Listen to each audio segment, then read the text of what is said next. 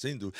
O pastor Enoque Caló está falando da questão da comparação. E esse é um dos grandes problemas que nós temos. Nós muitas vezes nos comparamos, não é? Falando um pouco, depois a gente vai para as megas igrejas para a gente ver aonde nós nos encaixamos aqui, porque tem um encaixe muito legal em tudo isso. Mas aonde nós nos comparamos, quando nós começamos a nos comparar, e eu acho que quase todo pastor passou por esse processo, não é? Porque quando você é chamado, você é desafiado, e esse desafio vem para uma área, mesmo que a gente santifique, eu vou chamar assim, vem para essa área da competição. Não é? Quando não tem com quem competir, a gente compete conosco mesmo. Se você vai para uma cidade, ali é muito engraçado, né? Ou se você vai para uma cidade, só tem a tua igreja, você compete com a igreja católica, você arruma um jeito de estar sempre competindo.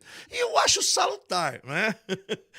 Por um lado, eu acho salutar quando essa competição ela é sadia para que haja crescimento para o reino. Mas, infelizmente, ela não é. Ela, na maioria das vezes, ela é uma competição humana mesmo, que eu quero que a minha igreja seja maior, que eu quero que a minha igreja faça, ela tem que ter uma marca diferente da outra. Então, a gente começa a trabalhar nessa competitividade humana, física, e aí isso não é bom. Agora, o que Deus te chamou para fazer é muito importante.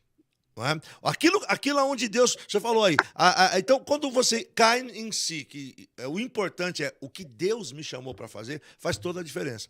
Eu tenho comigo no meu coração o dia em que eu li, quando Jesus propõe a parábola dos talentos. Quantas vezes eu preguei sobre aquilo? E a gente prega sempre dizendo, olha, Deus quer te dar 5 talentos e aquela coisa. Um dia aquela coisa minha, tranquila, eu e Deus ali, sabe? Ontem eu preguei aqui na igreja falando, Deus tem um jeito de falar comigo. Porque eu usei o texto de 42:5 de Jó. Eu ouvi falar de Deus por muito tempo. Hoje os meus olhos veem ele. Quando diz isso, é intimidade. Ele fala comigo de uma forma diferente. Então eu entendo ele. E quando ele falou para mim assim, Marcos, e eu escrevo isso, falou isso, Marcos, não importa quantos talentos eu dei. Importa o que você vai fazer com esses talentos. Quando você começa a administração, né? Oi? Administração. Se te deu um talento, entendeu? Porque tem um outro negócio, pastor, que é muito forte aí, e eu, como líder, tenho que analisar. Eu não posso desanimar e preciso me capacitar, mas eu tenho que entender. E quando eu vejo isso sem autocomiseração, sem essa síndrome, sabe? Eu vejo tranquilo, eu recebo o que é de Deus. Porque a palavra diz o seguinte assim, e ele deu segundo a capacidade de cada um deles. O que é capacidade? Pastor, a Bíblia, ela sempre vai falar de crescimento associado ao termo de gerenciamento, ao termo de capacidade. Pastor, existem muitos pastores que ficam se igualando, e o interessante é que sempre se iguala a quem está em cima. Isso é bom. Sim. Isso é bom pelo lado. Sim. Isso é bom pelo lado. Você traça porque alvo, se eu não tenho capacidade para gerenciar algo acima, não adianta eu botar o sarrafo em cima. Uhum. Não adianta. Essa é a realidade. Uhum. Jabez, na verdade, ele pede o crescimento, a ampliação, porque ele estava debaixo de um estigma de uma palavra de derrota. Uhum. Estava debaixo. E estava debaixo também de um estigma pela situação que ele foi gerado. Uhum. Não é pelo aquilo que ele era. E é isso que tem pastores, às vezes, que acaba caindo numa depressão e aí começa a se comparar. Pastor, comparação. A gente começa a olhar para o ministério de Josué. Ele tinha um desafio de passar o Jordão. Será que ninguém daquele povo, aquela nação toda está atrás, fala assim, eu conheço o Deus de Moisés, que o Mar Vermelho abriu. Eu conheço. Então, pastores, a gente sempre vai passar por comparação, principalmente os membros. E aí a gente vê, quando uma mega igreja, uma igreja de grande porte, abre próximo da nossa igreja, a preocupação do pastor já nem dorme mais. Uhum. Mas quando você tem uma capacitação de gerenciamento, você sabe quem você é, você sabe o tipo de alimento que tu tem passado, você sabe, na verdade, quando você tem se esmerado para poder passar para o teu povo bons sermões atualizados, é a capacitação. E aí a gente começa a entender, pastor, que mesmo uma igreja pequena ou uma igreja com menos estrutura, ela tem suas responsabilidades. Não precisa a gente entrar por esse caminho da depressão, da comparação. Não precisa pastores, líderes, ou até empresários, pastor. Tem empresários aqui nos assistindo. E aí essa palavra, pastor, permita-me, essa palavra ela é para todos, não é só para o pastor, não. Para a gente simples que está aqui assistindo, que na sua realidade de vida passa por esse mesmo processo. Eu sou pequeno, eu sou insignificante, coisa desse tipo. Dona de casa. A dona de casa está almejando a geladeira que o gelo sai na porta. Sim. Mas ela ainda não tem condições de comprar essa geladeira com alumínio. Olha que interessante. Olha Deus falando aí. Olha Deus falando aí, ó. Não é? Aí, olha o que é legal, essa comparação que o senhor fez, como ela é legal. Aí, por conta disso, a dona de casa não põe água, porque o processo é o mesmo, muitas vezes, não é? Aqui sai gelo pela porta e a geladeira com congelador, o processo é eu tenho que colocar água na forma. Isso aí. Então, a gente começa a entender que esse processo da comparação de algo pequeno, algo com menos estrutura, algo com pouca gente, algo com muita gente, algo faraônico, isso está relacionado à nossa vida. A nossa vida. A gente pode perceber aqui gerentes de venda, quando ele, na verdade, vende pouco, não bate a sua meta, o desespero que é, a depressão que é. E aquele que, na verdade, todo mês está batendo a meta, sendo o primeiro da empresa. Então, a gente vê essa comparação em todas as esferas nossas. Agora, o grande lance vai do nossa postura da gente saber quem a gente é. Para que nós fomos chamados? Qual é o meu público?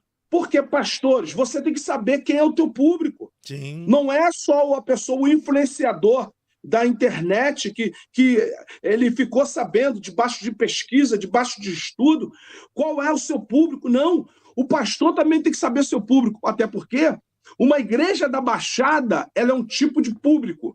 Uma igreja da Zona Sul é um outro tipo de público. Será que o pastor que é da Baixada, ele tem a condição de administrar uma igreja que está na Zona Sul?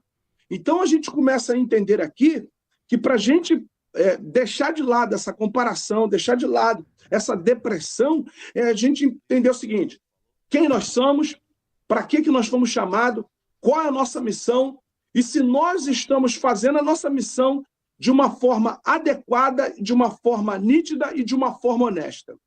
É verdade. É verdade. Ô pastor, e aí é interessante a gente chegar numa conclusão também do seguinte: qual é o papel de cada um de nós, né? Porque o pastor da igreja pequena, eu estava hoje de manhã meditando, eu recebi essa ministração do pastor Elias Dantas. Pastor Elias Dantas é um reverendo, é um PhD, e nessa questão de cuidado. Ele é pastor da Global Ship, alguma coisa, eu esqueci o nome agora. Procura para mim o nome certinho do pastor Elias Dantas.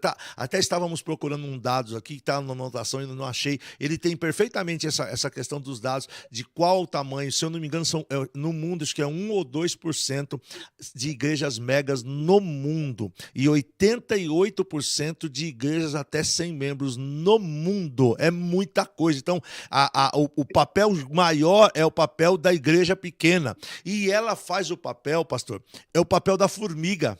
Entendeu? Eu fiquei analisando, da abelha. Comunhão, né? Hã? E aí, assim, agora bem tranquilo. É Global Kingdom. Global Kingdom. Isso, o Enoque tá dando uma força legal aqui, ele tá hoje conosco aqui e ele conhece. E ele deu. São quantos membros? Senhor? São quantos membros por culto dele? Não, o pastor Enoque Caló é o nosso consultor financeiro. Não, eu estou falando, esse pastor que o senhor falou... Então, ele não é pastor de igreja, ele é pastor de pastores, das megas igrejas. Ele é um consultor, né? Ele é um consultor, ele é um mentor. Esses dias ele estava numa igreja aqui, dando uma palestra sobre como a igreja brasileira pode investir na Ucrânia nesse momento de crise. Entendeu? Então, ele é o pastor de conexões, ele só mexe com grandes igrejas. E aí, agora, olha que legal, pastor, olha a mentalidade. Nós chegamos numa igreja grande, tá? Numa igreja grande, ela tem espaço para umas 700, 800 pessoas, e ele foi lá para palestrar para a gente. Pastor, tinha 20 pessoas na igreja. E aí, a mentalidade, olha como é que a gente precisa lapidar, o mindset é importante. Eu mesmo, quando cheguei, que fiquei olhando para aquilo, falei, como é que pode? Porque você já começa a falar, como é que pode? Um espaço desse, uma oportunidade para um homem desse, e tem 20 pessoas sentadas. Ele foi, tomou café, bateu papo, nós estávamos no meio da Covid, trocou uma ideia conosco, bateu uma papo, contou história. Falou de onde estava vindo, para onde estava indo. E depois, na hora da palestra dele, eu comecei a perceber o seguinte. Ele disse o seguinte, olha, a igreja grande, a mega igreja, ela tem um papel fundamental, que é ela que traz as grandes novidades, ela que traz os grandes materiais, ela que fomenta. Olha que coisa forte isso, né? Aí ela fomenta para quem? E é isso que a gente precisa entender. Para quem que ela fomenta? Pastor, a gente pode falar um pouco daquilo que a gente faz. A gente escreve livro para quem? Vamos fazer uma pequena comparação aqui, um pequeno paralelo. É mais ou menos isso. A igreja grande ela tem este papel. E a igreja pequena é que faz a coisa funcionar. Porque nós temos no mundo as igrejas. Se a verdade fosse o inverso, nós teríamos megas igrejas e pouquíssimas com menos de 100 pessoas. E aí aquilo mexe e entra nisso que você falou de tirar os pastores da depressão, né? Pastor, Oi. Existe um projeto nos Estados Unidos pela igreja New Life, tá? New Life é uma mega igreja, até porque ela consegue botar 50 mil pessoas por culto. New Life, ele consegue colocar 50 mil por culto. Esse projeto, ele é conhecido como Igreja que Ajuda Igreja. É conhecido, o nome em inglês é Crush, eu não sei pronunciar de forma correta, mas é Crush Lip, tá? Que é a igreja ajudando a igreja. Então, no tempo do Covid, tá? Essa mega igreja que coloca 50 mil pessoas por culto, ela, na verdade, fez caixas com outras igrejas, tipo a igreja Capela dos Vencedores, que é uma igreja com 40 mil pessoas por culto, aí são megas igrejas. Elas, na verdade, começaram a fazer caixa com uma responsabilidade, aí o senhor falou sobre agregar, né? O senhor falou a responsabilidade das grandes igrejas, de agregar fundos econômicos para estar ajudando as igrejas com menos estrutura. Então, isso é muito interessante. Quando a gente fala sobre as responsabilidades, porque eu pontuei aqui a responsabilidade da igreja com menos estrutura, com menos membros, e a responsabilidade das megas igrejas com 30 mil membros, 20 mil membros, 50 mil membros, que eu digo por culto. Aí a gente está falando realmente de uma mega igreja, saindo desse princípio da estrutura, né, de grandes igrejas, porque grande é uma coisa e mega é outra, né? Sim. Então, as suas responsabilidades de uma igreja, mega igreja, primeiro, são as estruturas de equipamento. Então, por que a gente começa a ter ciência que existe microfone de 25 mil reais por causa das megas igrejas? Sim. Por que a gente sabe que hoje existe mesas de equipamento que ela funciona simplesmente com tablet?